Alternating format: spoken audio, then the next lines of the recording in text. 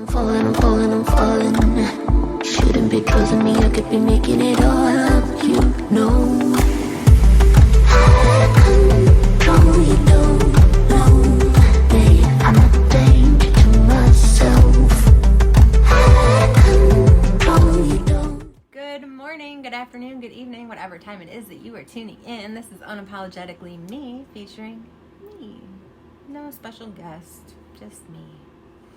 So, how are you guys today? I don't know if you guys checked out my Oakley Carlson video, but I'm back. It's only been a minute since I ended that one, and we're on to this one. So, if you want, go ahead and check that one out as well, and we're going to get right into it because this is Ethan Crumbley shit, and, you know, I just want to get this out there for you guys immediately. Since this was yesterday, I want to get it out today. So, the Ethan Crumbley hearing. All right, this hearing was for Ethan to be replaced from the Oakland County Jail into Children's Village, which is a juvenile facility, but it is also a treatment facility as well as a shelter for children. Now, the argument by Ethan's team is that the Oakland County Jail doesn't have a juvenile wing or a pod. They're not really equipped for juveniles. And currently, there are only 2 juveniles in the jail at the moment, Ethan being one of them. And this other boy is being held right next to Ethan in the medical clinic due to this holding situation. So they're in the medical clinic. There are some things about the medical clinic that are not the same as if he were in general population. For one, the lights. There are no lights. Or the lights do not turn off. They're on 24/7. There is light in his cell. Oh man, poor baby. Did you just hear my dog snort? He's between my legs down there by the heater. You know, I'm so sorry. He doesn't rec, but I guess a lot of them aren't recking anyway. Recreation. So leaving the cell to get exercise or to watch TV or to play cards with another inmate or whatever. He's not able to do that. But due to COVID, none of them are at the moment anyway. Yes, this would probably be an issue later on. However, I could definitely see them allowing them to rec with general population once COVID kind of calms down a little bit, giving them time to be escorted to rec. Anyways, so they're worried that he's not getting enough socialization. He's in a cell by himself all day, every day. He gets no phone calls because he doesn't remember anyone's phone number, so he's not able to call any family. The lights are always on. It's never dark. You know, I talked about that. But he does get a tablet, and that tablet has games on it. It also has a program called Khan Academy, which is an educational type app or portal where he can take classes, although it's not to get like an actual diploma from high school or anything. So it wouldn't be like taking high school, but it would be a way for him to keep up academically if he chose to do that. It also has a messaging system and he's also getting commissary as well, which it's been said that his commissary is quite extensive. He has hate mail as well as fan mail. A lot of his fan mail, it's emails from mostly women, obviously, that have a lot of mental issues, very much like the women involved with Aiden Fucci, or women and young girls, that just idolize him. And they just got this thing for these bad boys. But it's like, there's bad boys, and then there's murderers and serial killers, and I don't understand what is wrong with these girls that are somewhat excited by this. I don't understand that at all. Why would you want? And maybe it's because they're in jail and whatever, and they're getting some excitement out of it. Either way, I say there's a problem there as well. So he's been given books. They're Harry Potter books by his counselor, which he says that he's been reading. The issue for the defense team is mainly schooling and social interaction, that he's not getting schooling, which is required by the state, but it's not required in jail. I don't think of what, I could not get that, when they questioned the, main officer of the jail. He didn't know much about the education part of it. And then the social interaction, like I said, but like I said too, they're not wrecking anyway. So I feel like at some point when they start to allow them outside again, that he would probably be allowed to go, you know, at least a couple times a week. But I don't know. I'm just saying. And I say this from things that I do know myself about jail and how it works. So Children's Village, while it may seem lax in comparison to Oakland County Jail, they're actually more strict about certain things. So there is no commissary. You cannot go and, you know, order candy and junk food and, you know, whatever other items that you can get on commissary, you can't get at Children's Village. You have your meals served to you, and anything else that you need, they have that for you. So for one, you don't need to worry about money, but for two, you don't get a lot of the cool shit that you can get from commissary to entertain you, like playing cards and, you know, like I said, candy, junk food, fun stuff. Also, they are not allowed to get emails. They are not allowed to get any mail from strangers. If it's not from a family member or a friend that has been vetted, they don't get it. It's completely structured from wake up to bedtime. So they wake up at 7 a.m. They have a hygiene kind of gosh, these words, they just don't come to me. I watch this back and I'm like, boom, word. When I'm sitting here talking, it's like, what word was I thinking? Anyway, they are just much more structured. Routine. They have a hygiene routine. Then they go to school. Then they go to lunch. Then they go back to school. Then they do a after school, you know, chill out. Then they do that. Like, so every minute of the day at Children's Village is structured. It's no just sitting in your cell reading books, going on a tablet, playing games, reading your fan mail, ordering, you know, candy off the commissary. You know, it's structured. The rooms are just cement slabs. There's a mattress that they bring in and out. When they go to bed, they'll bring their mattress in. When they're up, they bring their mattress out. They have no tablets, no use of tablets, no TV from the room. Like, as of right now, it was testified to that Ethan can see a TV from his room. It's right on the wall outside his room, so he can literally, like, chill in his room while watching TV, though he doesn't have control over the TV or what's on it. It's still there. That would only be for rec at Children's Village, and actually once he gets in Gen Pop, it would be the same thing unless he happens to have a room that you can see the TVs from. But I'm not going to get into all of it, though I did watch this entire thing. I just want to talk about the takeaway. That's what I'm considering. So this is the closing argument from the state.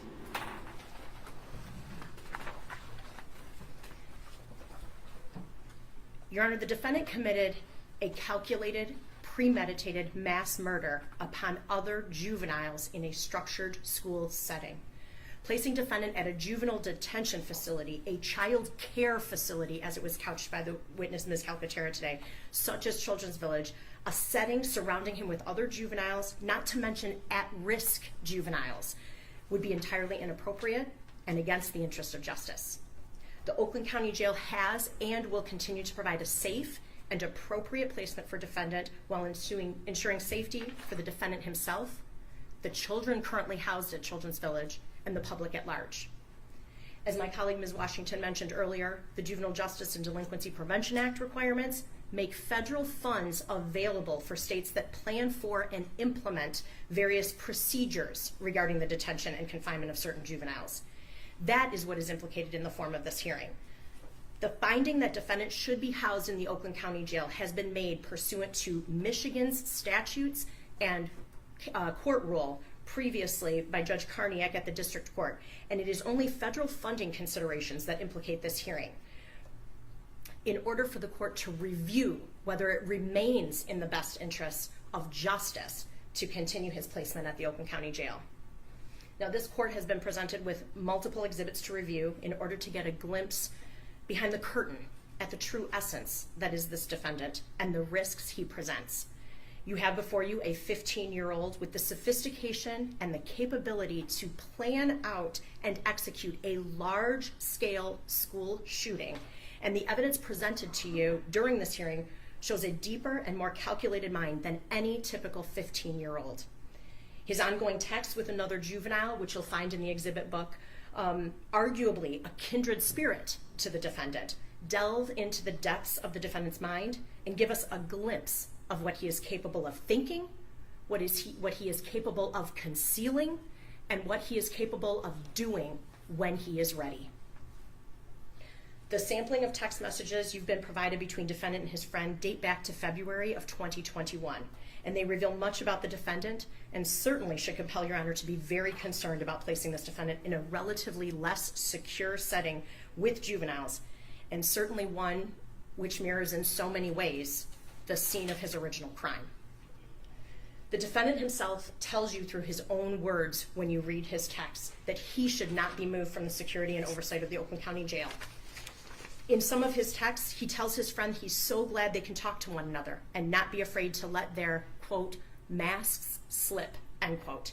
That defendant appreciates that his friend is, again, I'm quoting, like the one person who is as fucked as me and shares it, end quote.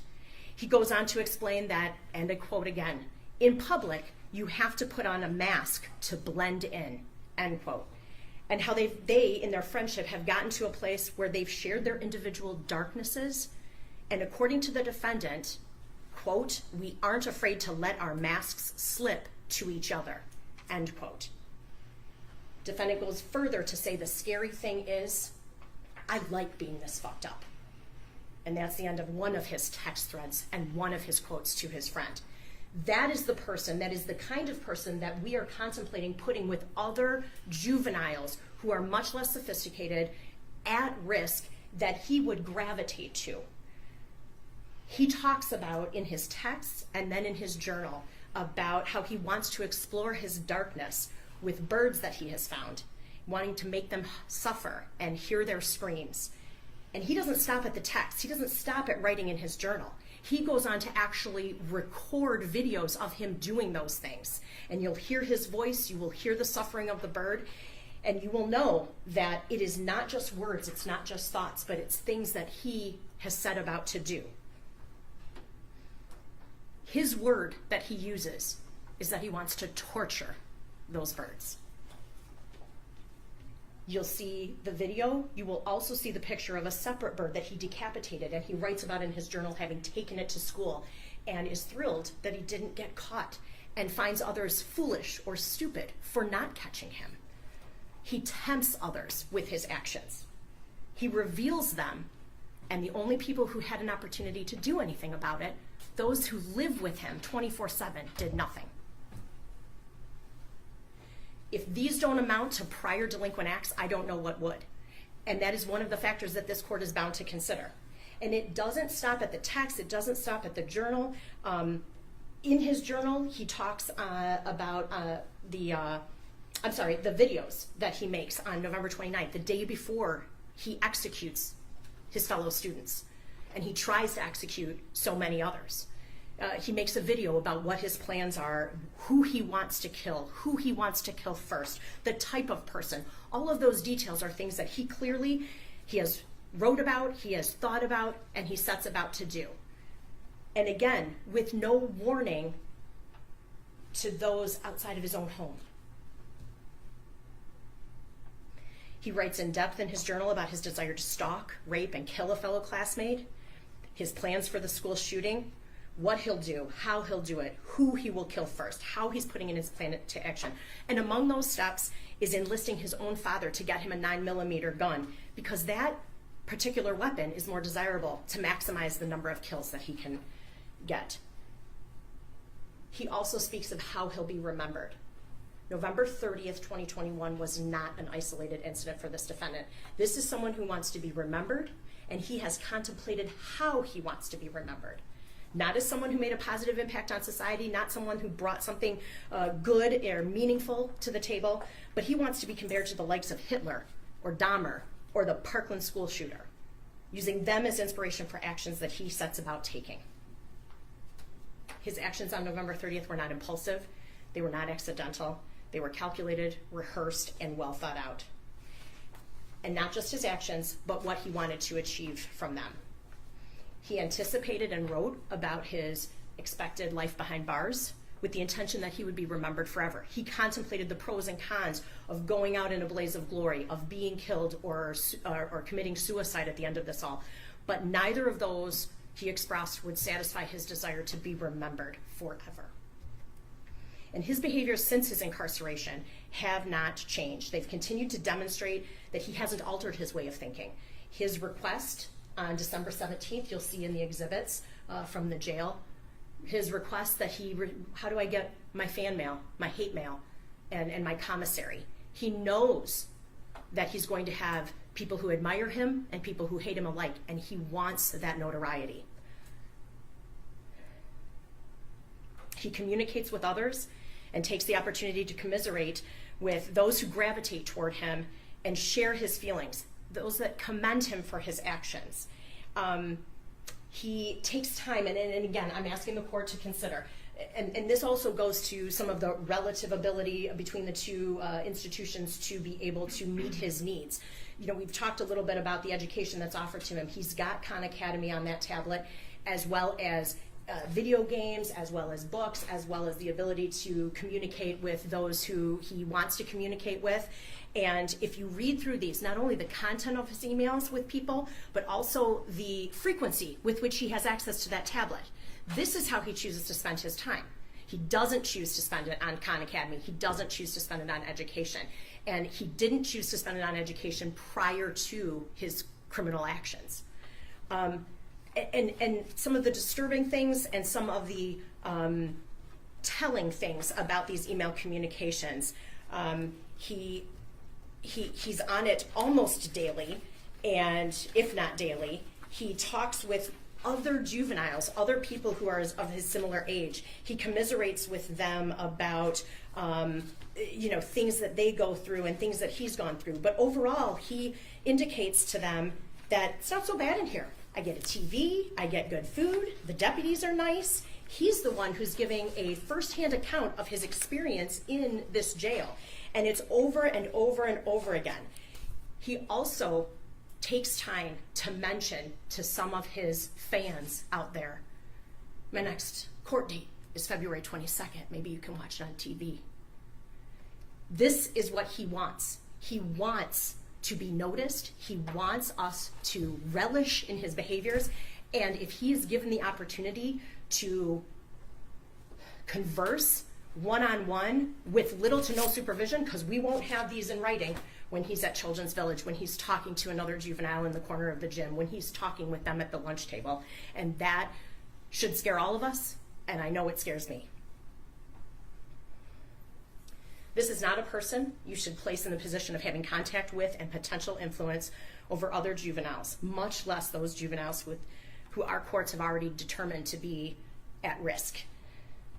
To place him in a school, a lunchroom cafeteria, a classroom setting with juveniles, just like he enjoyed as he planned for the day he would take off his mask and execute those classmates, is an injustice that no one should have to bear.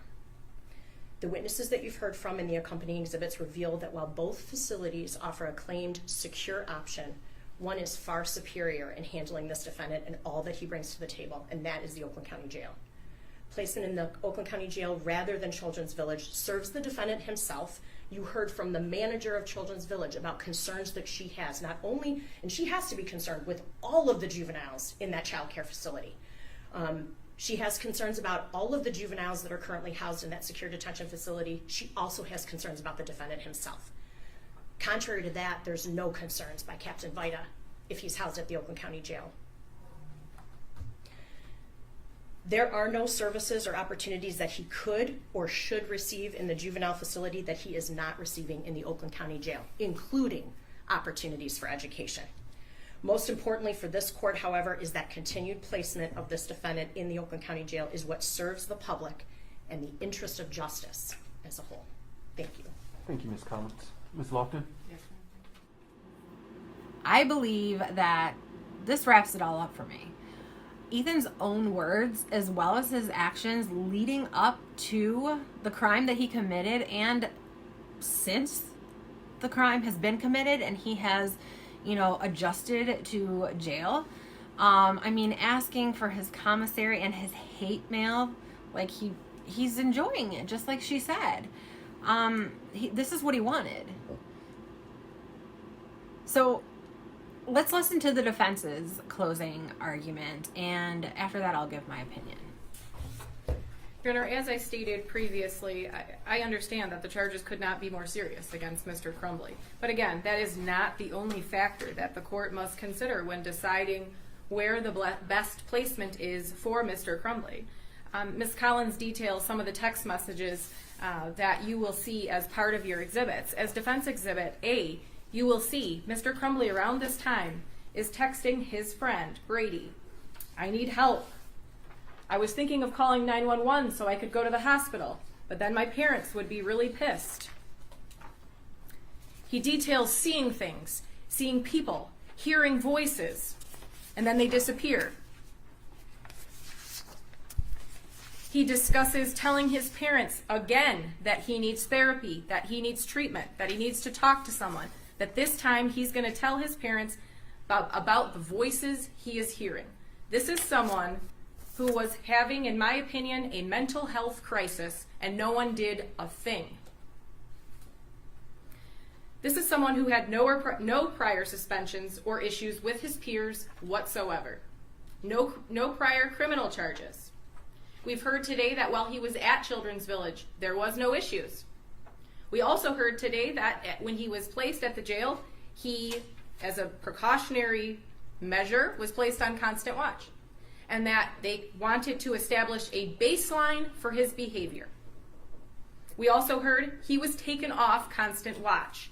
If Mr. Crumbley was someone who did not follow directions, did not follow orders, I would assume that he would still be on constant watch. No issues of misbehavior while at the Oakland County Jail. Ms. Collins argues that Mr. Crumbley is maybe of higher education or smarts of someone that is 15 years of age. I would agree. Mr. Crumbley is a very, very smart kid. He is.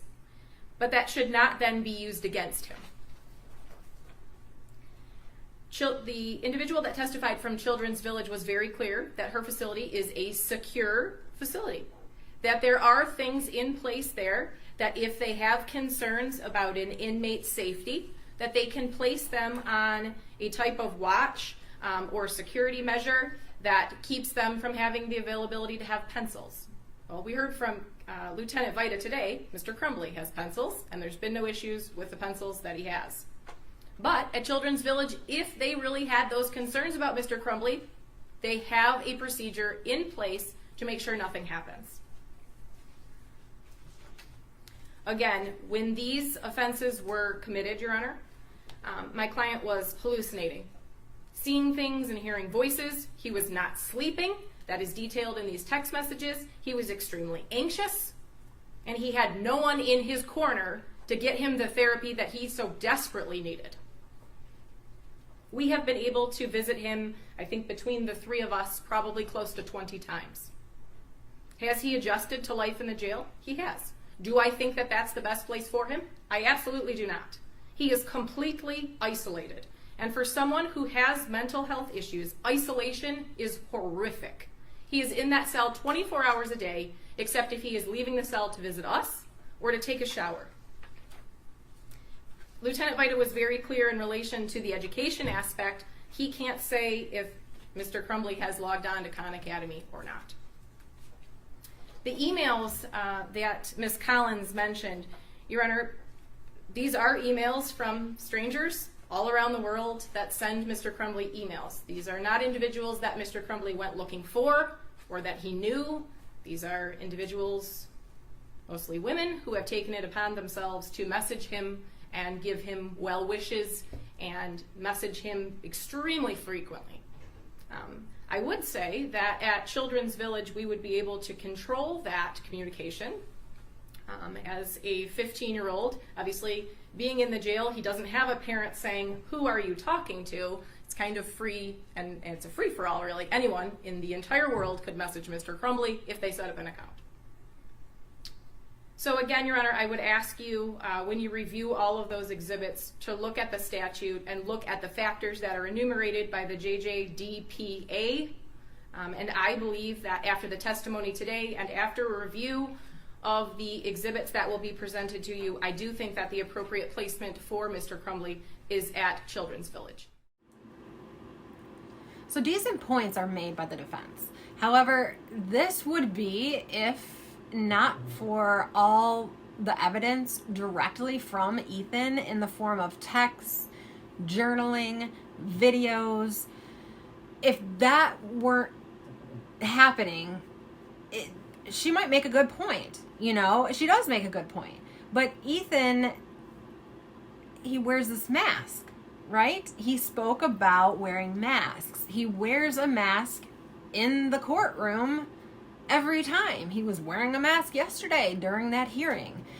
He's spoken about it.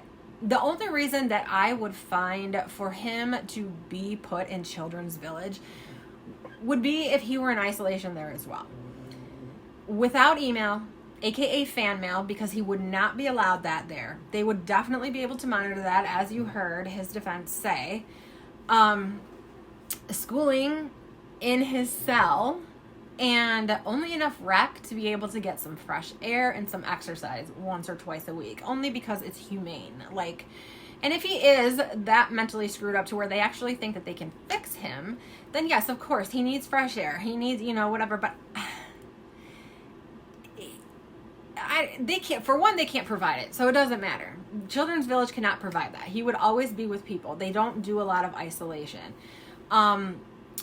They can't provide these certain things that he needs. He can't have school separate from anyone else. He can't eat separate from anyone else. I mean, they could bring it to his, but that's not the way they run, and that's not the way he would be treated. He would be treated just like everybody else. He would be amongst all the other juveniles there, and most definitely gravitate to other juveniles and assist in corrupting their progress. So when I say that, I mean, he'll find other kids that are like him, just like the people of the state talked about how he had this kindred spirit, this friend that he would text. And I believe it was the friend that he was actually sent away to a treatment facility. He didn't move like to another town. He was put in treatment. So I'm assuming that's who he was texting. Only assuming though. But he would gravitate towards other kids like this, and they would conspire, you know, and any of these kids that are maybe making any type of progress would definitely fall back into old patterns, old routines, because they're now around someone who is clearly a psychopath and enjoys being one. He belongs, in my opinion, with the big boys. And eventually he will be moved to general population. And that's where he really belongs, in my opinion. Let some grown-ass men put some shit into perspective for Mr. Ethan Crumbley. Crumbley, who did a big boy crime, yet can't take the heat in big boy jail. That's about all I got on that for now. Let me know what you think, you know, in the comment section below. Do you agree? Do you agree that he is where he should be, or do you think he should be in Children's Village? Like I said, there would be pros and cons to move him, but I think he's exactly where he should be. I feel he should be in general population. I feel that they might be worried, you know, about his safety if they were to put him up into general population. So I don't know how that's going to change, but he's not utilizing, you know, he doesn't care to go to school. He doesn't want to go to school. He's not, honestly, I don't even think he wants to go to Children's Village. I mean, he'd have his emails taken away. He'd have his fangirls not being able to fangirl all over him anymore. He wouldn't be able to, you know, do whatever he wanted all the time. He'd be completely structured. So in that sense, I would want him there. He deserves to not have any privilege whatsoever. You know, he's basically like a kid, a teenager left to their own devices in their bedroom all day. That's where they spend most of their time anyway. So how is him being in jail right now with a tablet, a phone, even though he doesn't use it, that's on him, candy and junk food, TV, books, and a next door neighbor that he can talk to through the walls that's a juvenile as well. I don't understand the point of moving him. I don't feel like he deserves it, and I don't feel like he cares enough about school to make that a main priority, nor socialization. Yeah, maybe he's not getting a lot of social time, but he wasn't a very social kid to begin with. If you guys remember, he was going to school and not having any friends and not talking to anyone, and texting the only friend that he actually had, and going on the internet. So that's all I have to say. So let me know what you think. Yeah, if you like this, give it a big thumbs up. If you heard something that you like or you agree, it definitely does help me out. Also, please don't be shy to hit that subscribe button, and I will talk to you guys later.